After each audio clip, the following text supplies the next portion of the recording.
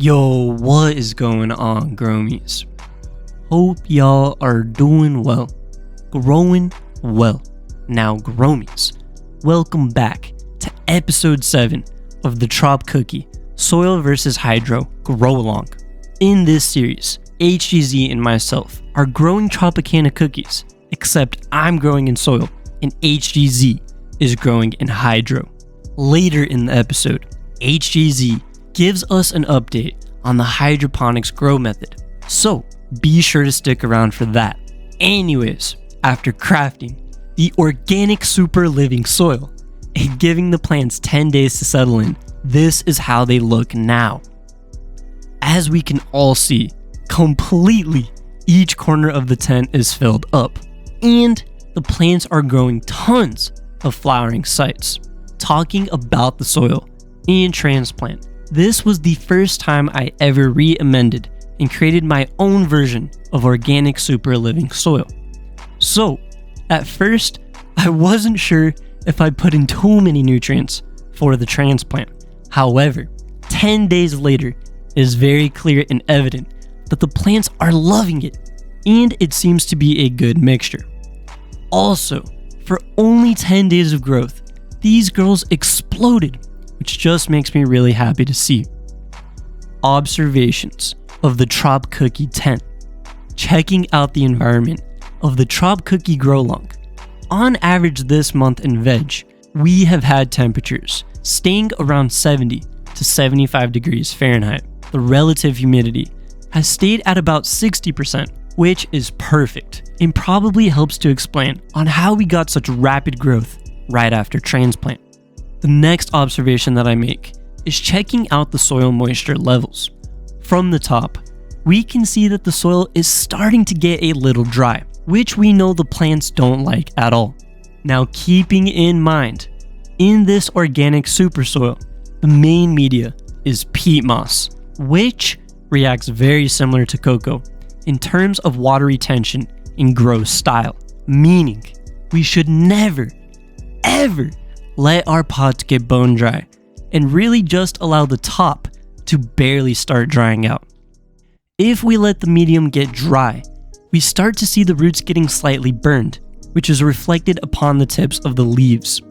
In these 5-gallon pots, today, since the soil is dry, we will water with just plain old water, and in total, 3 liters for each plant.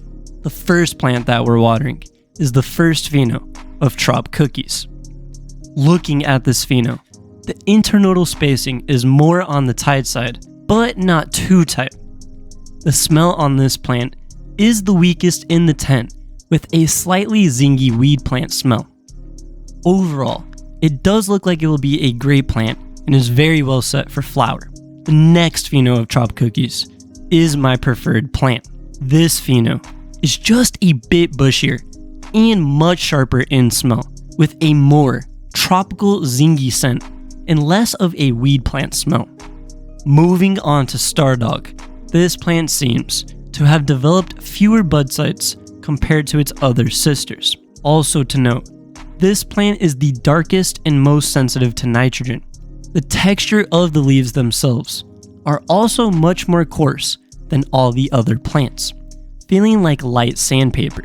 Regarding the scent on this Stardog, currently in veg, it smells like chemical Skittles, which makes me extra intrigued on how the scent will develop in flower. And our last plant is lamb's bread, and man, this scent profile is one of the best I've ever smelled in my life, taking me by complete shock. Just in veg right now, lamb's bread smells like a sherbet orange creamsicle. Literally, this plant smells like an orange cream pop and makes me wonder what Humboldt's orange cream pop smells like. Another thing that makes me extra excited to try out this lamb's bread is that there is zero cookie, wedding cake, or any dessert strain influence, and it smells like orange ice cream already. Taking micro clones. Yo, what is going on, growmies? Hope y'all are doing well, growing well.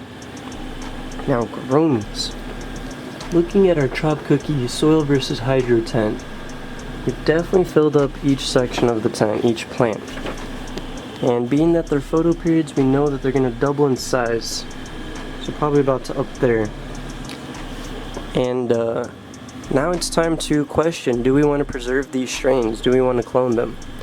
And the answer is yes, we do want to take some clones. So I couldn't find my cloning hormone anywhere. And I know there's a million natural ones to use. But today, we're just going to do it like this. Watch. We'll see what success we get. So here's a chopped cookie. Stick it off like that. And then all I do,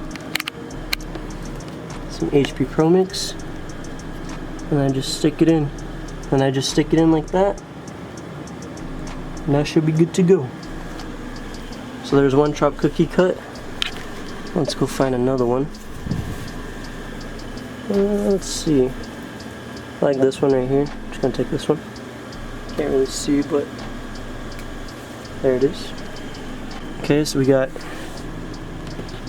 C is A, remember that? Or the first one? So hold on, we'll do it like this. One. And then just stick it in.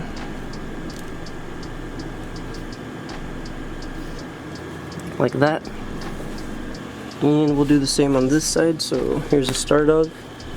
This one doesn't have as good of a, like the same type of thing, so I'm just gonna take it right there. Oops. Here's this one. This one does have a lot of leaves, so I'm actually going to remove some leaves. We're gonna go for more of a micro propagation, so we'll see how that goes. And then just go ahead and stick it in. There we go. And the last one, which is lamb's bread. Now let's see, lamb's bread, lamb's bread, lamb's bread. There's gotta be one good. Here we go. I'll take this one. Bam. Here's our lamb's bread. And I'm gonna do the same thing. Take off these. 1, 2. That's all I'm gonna do. And then I'm just gonna go ahead, stick it in here. And let's see, so there they are. All 4 strains, we got them in the bin. In our little cloning container. And to keep them cloned, and to keep it humid, I'm just gonna put this lid on. That. And I'll just set the plants right here. And they should start cloning. I am gonna flip, fuck.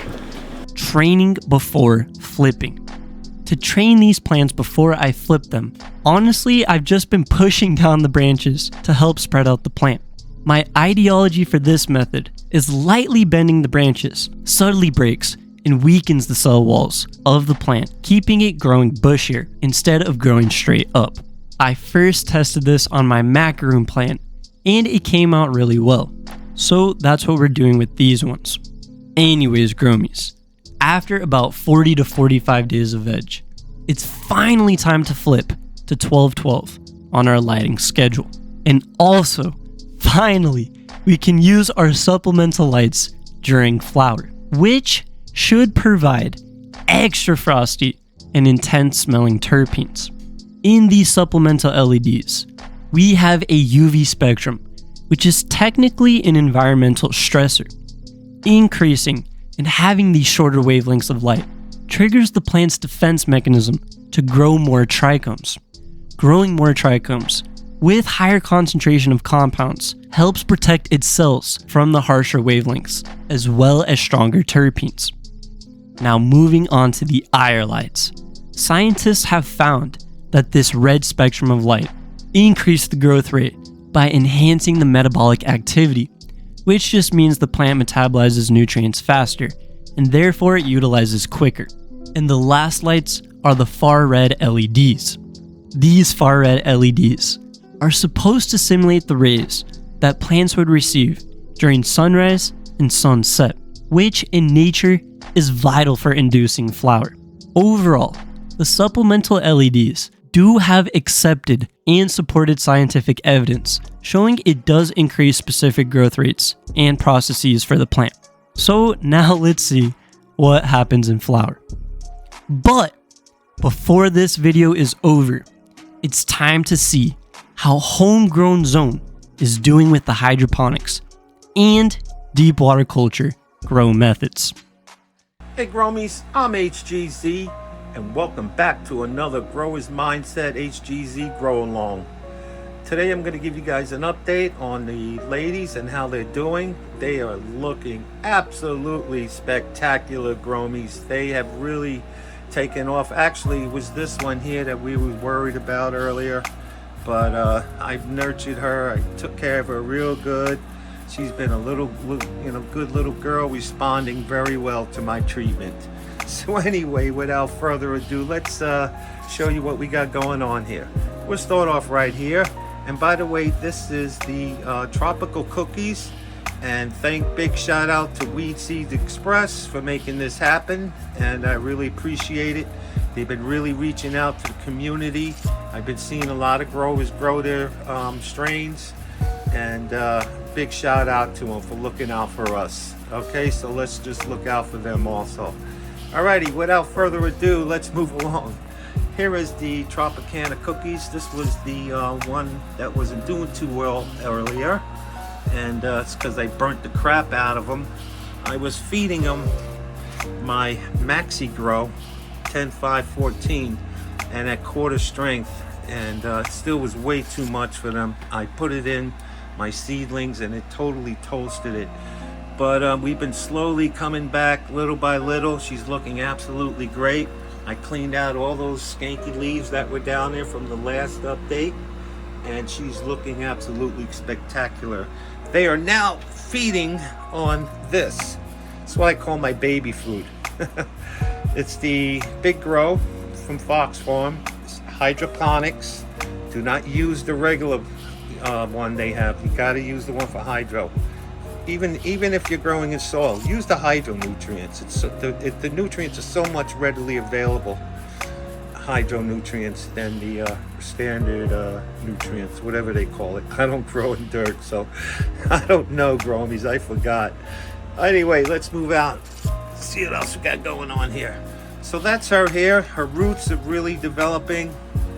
As you can see, she got a double pumper in there. I've been spoiling her, and I noticed something. Look at that green thing come growing out of there. Did Rico Seed get in there somehow from his grow? I don't know, growmies. I don't know what the hell that is. It almost looks like a blade of grass. And it's got roots growing out of it. So that's weird. I'm going to keep an eye on that. Anyway, over to the right. This one is the other Tropicana cookies, and this one, wow, this one just took off like a rocket. I put it inside a bucket, and I surrounded it with lava rock, just to keep the plant stable. This plant wants to grow tall, and it's got very, very wide node spacing, as you can see. That's very, very wide, a little too wide for me.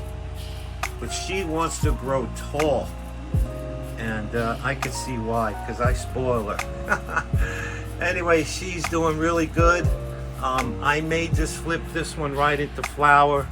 She is really tall. I'll show you guys right now. 20 inches tall from the base.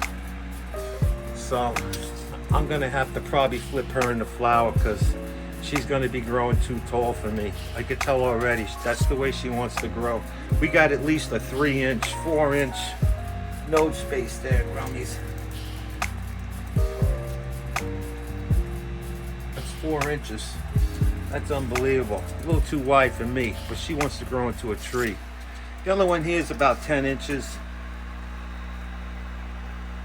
So I'm really happy. Anyway, stay tuned for next week's update, and let me give the show back to my boy Growers Mindset. I'm HGZ, and I'm out of here. Anyways, growmies, If you enjoyed this Flipping Cookies update, please leave a like and comment. If you haven't seen my other grow/mug reports, check them out. Keep it up out there, growmies, and stay motivated in this beautiful medicinal hobby. Hashtag Growmy Gang. Wow, it smells like a fucking orange cream pop.